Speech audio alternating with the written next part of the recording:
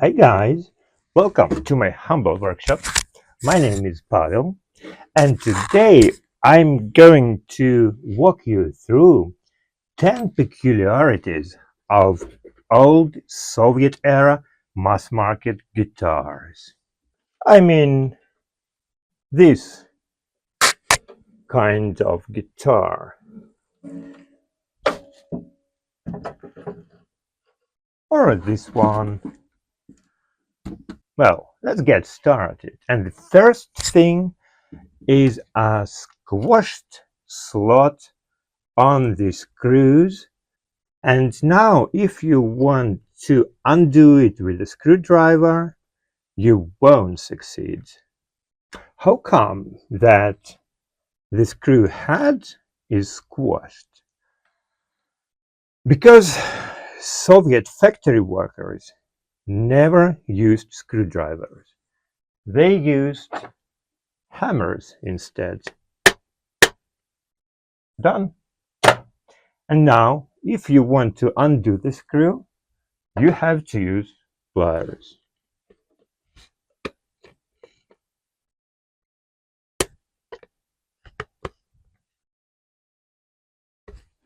Yeah? You may ask why Soviet engineers didn't supply such guitars with nails instead of screws. This is a good question. I think it's too simple, too boring, and so not Russian. The second peculiarity is this problem. Broken buttons, and you may ask why such problems arise. Suppose we have errors when drilling the holes for the string rollers. And then when you try to drive your machine head into the holes, what will you do? To take a drill bit of a bigger diameter? Mm-mm. A hammer. No. This kind of hammer. What comes after this? You try to turn the button, but it's stuck. You take your pliers and try harder. It's cracked. Then you try to bend it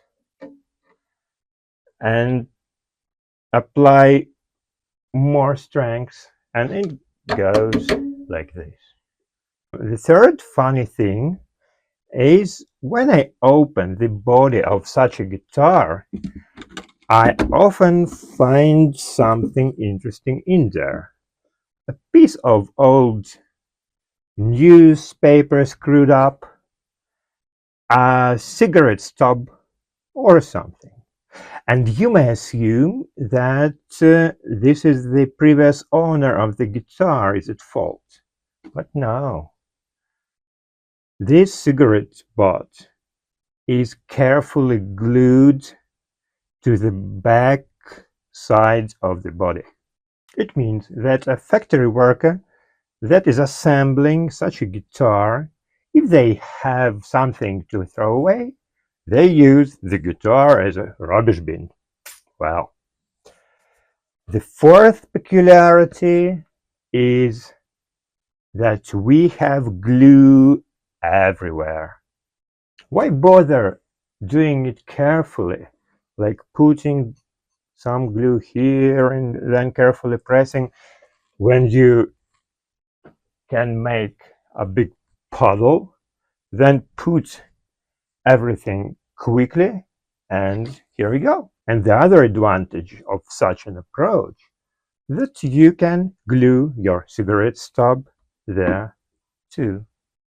And even though there is too much glue, you may suppose that this guitar is very strong, but not. Somehow this neck block is very feeble, is very vulnerable to any pressure. That's why you can often see this thing, a pencil, and when you need to straighten your neck to adjust the action, you just move this pencil up and down. I think Soviet engineers should have put it into their blueprints. And the sixth peculiarity is that you have to straighten your neck in a different direction. And what will you do here? A toothpick or a match, push, drive it in there, then your pencil back, and now you can play the guitar. And the eighth weird thing about such Soviet guitars is this assembly. Look, to put your neck in there, you have to use something like a bolt. But Soviet guitar bolts had very unusual heads, a square head. And when you need to adjust the action on your guitar, you cannot use a screwdriver or an ordinary wrench or spanner. You have to use this very rare, very valuable tool. It's easy to acquire such a guitar, but it's very hard to find such a tool. And you may ask why Soviet engineers didn't produce them for every guitar and didn't sell such a tool with a guitar. Well, I worked as an engineer on a traditional Soviet factory, and I know the exact answer. They just forgot. As simple as that. And the next, ninth, strange thing about such guitars is that they are never in tune. You cannot tune such a guitar whatever you do. And what the problem is? Soviet engineers didn't know such a parameter as a scale length. If you need to put your bridge somewhere, you may take a look at the guitar, find a place where you like to put it, and then fix. And the scale length varies 10, 15 millimeters forth and back. It's different on each guitar. The other thing about such bridges, look, they are fixed with screws, but somehow people put the screws in the center of a bridge, not at its backside. I'm going to show you the screw.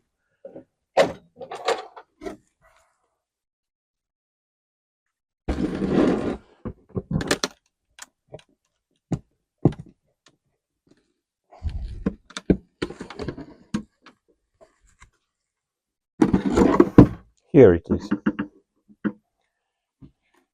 And consequently, what a problem we have, the bridge is always torn off. By the way, on this guitar, its previous owner fixed this problem. He put the screws in the right position. You may ask why Soviet engineers didn't do this. Well, it's so simple, so boring, and so not Russian. And last but not least, what Soviet engineers did very well. You know, what is the most popular leisure activities for Soviet people? Right, hiking. And when go hiking, you have to lit a fire. Suppose it's raining, everything is wet, but you need kindling. And you are lucky because you have a guitar. It's tinder dry and there is wood in abundance. Very thick neck, very thick soundboard, very thick back and sides, massive blocks, and it's heavy. But you know, it has one plus point. Soundboards are always made of solid spruce, and spruce of quite high quality. Look at the grain. And when carefully work on such a guitar, when properly restore it, you will have a musical instrument of very high quality. This is what I'm going to do during this project, and finally I'll show you the result. Take care, guys. See you later.